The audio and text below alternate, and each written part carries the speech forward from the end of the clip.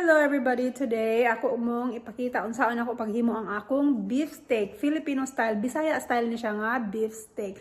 Laylahi man ta og paagi nga paggaluto sa beef steak, no? So karon makita ninyo giunsa na ako pag-marinate.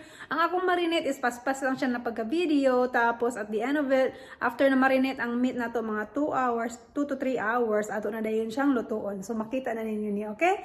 Tanaw mo din ha!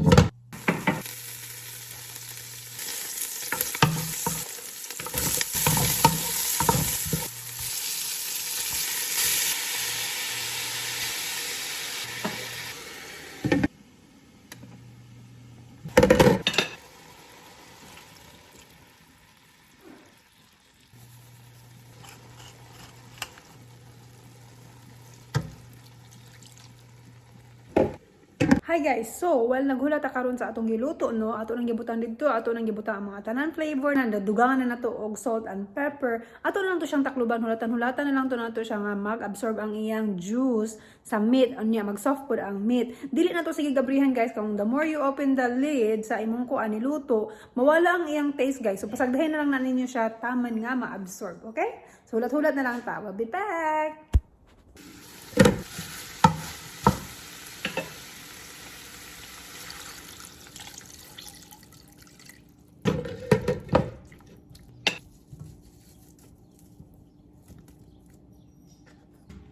Okay, so after we put our onions, our soup, depende sa imuha kung how much water imong gusto, no? Ako gibutangan ako siya og 1 cup. Ayan nimo gibutang imong onion, kabira nimo siya, so dugangan nimo asin or pepper, depende sa imong taste, no?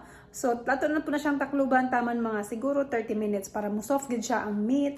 O nya mag-absorb bud ang soup og more flavor. Okay, ito na po nang balikan karon 30 minutes. 30 minutes later, mauna ni siya ang resulta guys. This is the result. As you can see, overcook na ang onion. That's how you want it. Meat is super soft as well.